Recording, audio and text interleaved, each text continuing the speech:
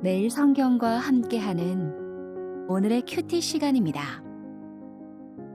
8월 20일 오늘의 말씀은 이사야 30장 1절에서 17절입니다.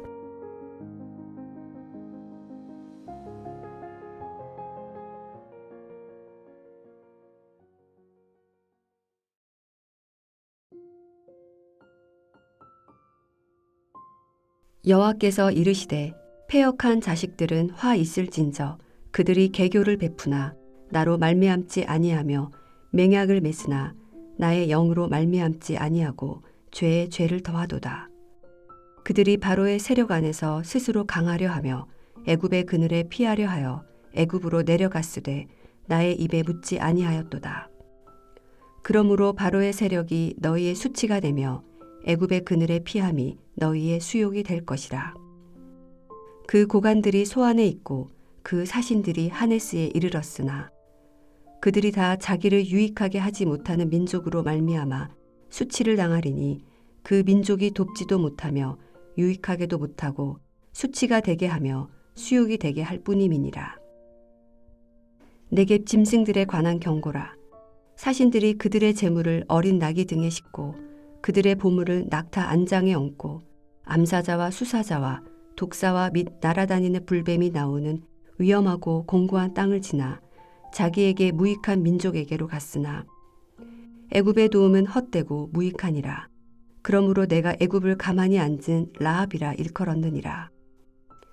이제 가서 백성 앞에서 서판에 기록하며 책에 써서 후세에 영원히 있게 하라. 대저 이는 패역한 백성이요 거짓말하는 자식들이요 여호와의 법을 듣기 싫어하는 자식들이라. 그들이 선견자들에게 이르기를 선견하지 말라. 선지자들에게 이르기를 우리에게 바른 것을 보이지 말라. 우리에게 부드러운 말을 하라. 거짓된 것을 보이라. 너희는 바른 길을 버리며 첩경에서 돌이키라. 이스라엘의 거룩하신 이를 우리 앞에서 떠나시게 하라 하는도다. 이러므로 이스라엘의 거룩하신 이가 이같이 말씀하시되 너희가 이 말을 업신여기고 압박과 허망을 믿어 그것을 의지하니 이 죄악이 너희에게 마치 무너지려고 터진 담이 불쑥 나와 순식간에 무너진 같게 되리라 하셨은즉 그가 이 나라를 무너뜨리시되 토기장이가 그릇을 깨뜨림같이 아낌이 없이 부수시리니 그 조각 중에서 아궁이에서 불을 붙이거나 물 웅덩이에서 물을 뜰 것도 얻지 못하리라. 주 여호와 이스라엘의 거룩하신 이가 이같이 말씀하시되 너희가 돌이켜 조용히 있어야 구원을 얻을 것이요 잠잠하고 신뢰하여야 힘을 얻을 것이거늘 너희가 원하지 아니하고 이르기를 아니라 우리가 말 타고 도망하리라 하였으므로 너희가 도망할 것이요 또 이르기를 우리가 빠른 짐승을 타리라 하였으므로 너희를 쫓는 자들이 빠르리니 한 사람이 꾸짖은즉 1000사람이 도망하겠고 5이 꾸짖은즉 너희가 다 도망하고 너희 남은 자는 겨우 산 꼭대기에 깃대 같겠고 산마루 위에 기치 같으리라 하셨느니라.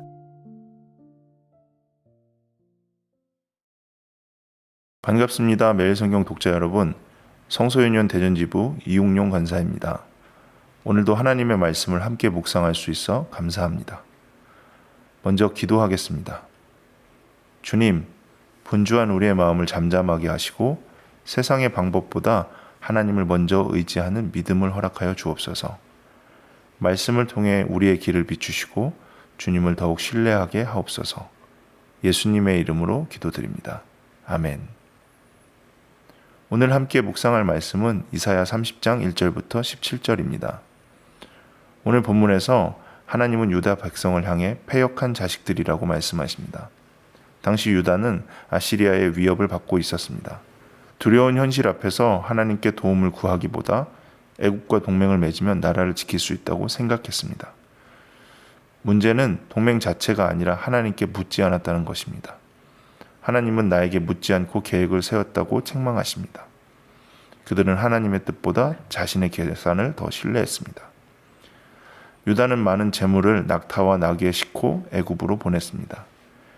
큰 희생을 감수하면서까지 애굽의 도움을 얻으려 했습니다. 하지만 하나님은 애굽의 도움은 헛되고 아무런 힘이 없다고 말씀하십니다. 그래서 애굽을 가만히 앉아있는 라합이라고 부르십니다.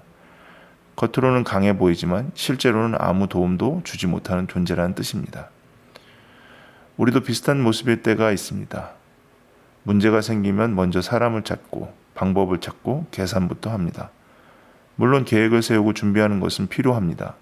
그러나 하나님보다 앞서 계획을 세우고 하나님보다 세상의 방법을 더 의지한다면 그것은 믿음이 아닙니다. 이어지는 말씀에서 하나님은 또 하나의 안타까운 모습을 보여주십니다. 백성은 하나님의 말씀을 듣기 싫어했습니다. 선지자들에게 바른 말을 하지 말고 우리 듣기 좋은 말만 하라고 요구했습니다. 사람은 누구나 듣기 좋은 말을 좋아합니다. 그러나 우리를 변화시키는 것은 달콤한 말이 아니라 진리의 말씀입니다. 때로는 하나님의 말씀이 우리의 죄를 드러내고 회개를 요구하기 때문에 불편하게 느껴질 수 있습니다. 하지만 그 말씀이 우리를 살리는 말씀입니다. 오늘 본문의 중심은 15절입니다. 너희가 돌이켜 조용히 있어야 구원을 얻을 것이요 잠잠하고 신뢰하여야 힘을 얻을 것이다. 하나님은 구원의 길을 아주 분명하게 말씀하십니다.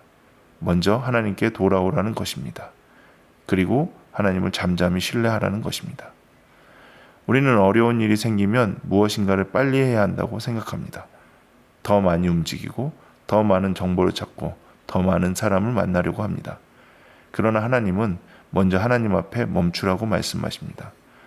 하나님을 신뢰하는 것이 참된 힘이라고 말씀하십니다. 하지만 유다는 그 말씀을 거절했습니다. 우리는 빠른 말을 타고 도망하겠다.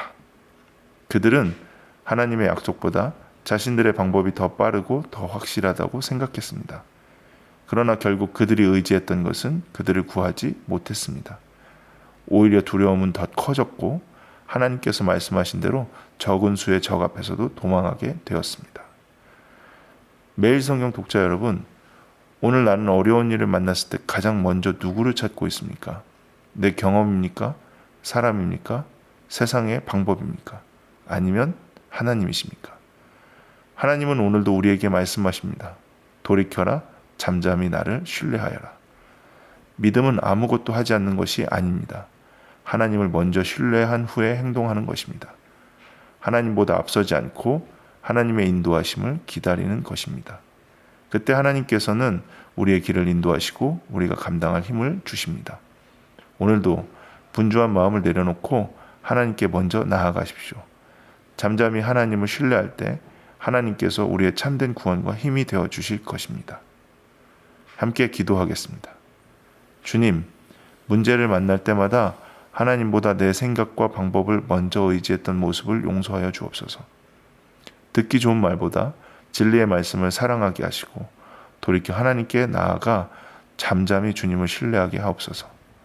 어떤 상황에서도 하나님보다 앞서지 않게 하시고 우리의 참된 구원과 힘이 오직 하나님께 있음을 믿으며 살아가게 하옵소서. 예수님의 이름으로 기도합니다. 아멘.